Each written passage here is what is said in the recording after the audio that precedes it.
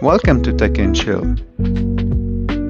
So this might look like a standard PAL SNES, but it's actually a fully custom built retro console powered by a RockPro64. It runs an entire retro library using an internal storage and a cartridge system.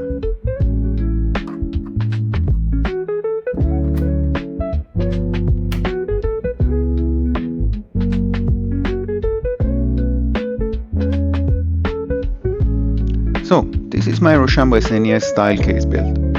Inside, it's running a RockPro64 with 2GB of RAM. I've got 128GB on an SD card internally, and then another 128 through a cartridge setup, which I'll show you in a bit. Regarding the operating system, I'm running R-Cade. For most systems, it just uses RetroArch, and it's got like a bunch of standalone emulators for other type of systems, such as Dreamcast or Naomi arcade cabinet. The goal here was to build something that doesn't just play like a retro console, but actually looks and feels like one too.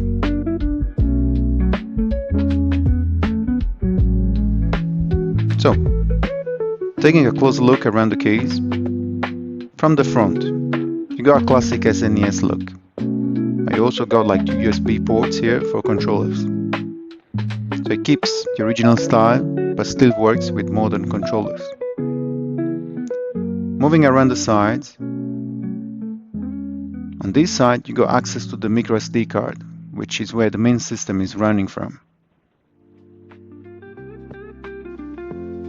On the other side, it's kept completely clean, nothing going on here, which actually helps keep the overall look closer to the original console.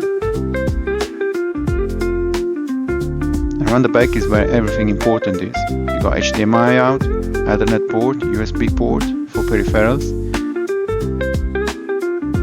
and power is coming through a standard DC input. The power on the case doesn't fully shut the system down, but it puts into a sleep state. So to properly power it off, you can just shut it down through the system menu.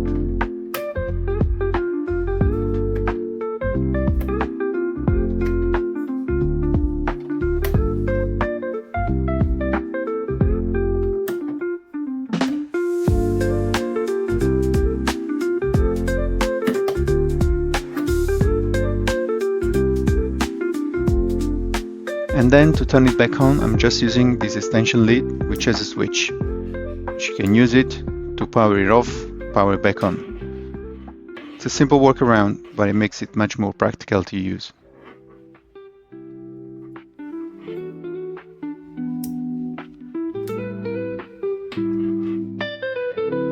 The RockPro64 does support Wi-Fi and Bluetooth modules, but in this build I didn't install those internally. So instead, I'm using a USB Wi-Fi dongle and a separate receiver for wireless controller. It's not as clean as having built-in, but it works just fine and it's easy to swap if needed. Design-wise, this is probably my favorite part. I went for a PAL SNES look and added a custom sticker to match that style.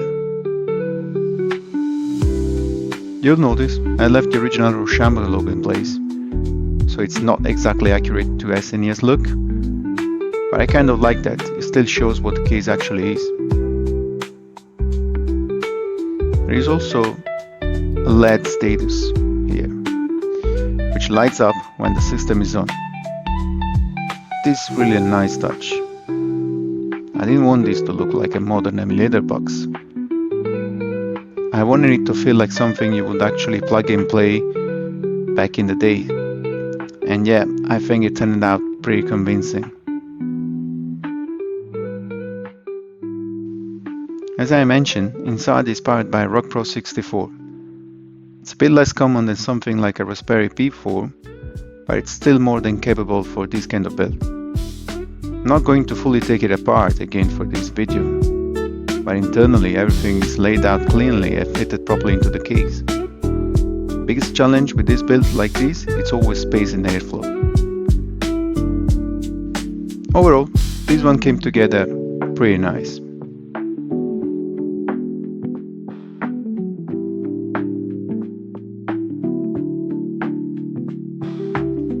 So this is what R-Cade looks like running on the system. Those are all the systems I have it running on this build. It's a bit of a mix depending on what you're running, but everything here is tied up together through a single interface, which keeps things easy to navigate. Once it's set up, switching between systems and games is really straightforward, and performance is really solid across the platform you would expect from this kind of hardware.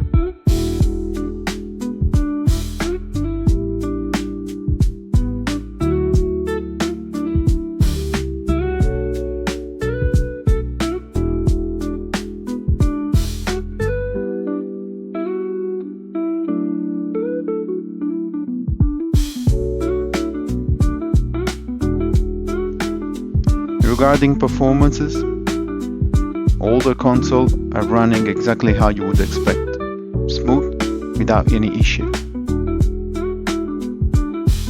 And even pushing into slightly heavy system, it holds up pretty well depending on what you're running. For what this build is designed to do, it absolutely delivers.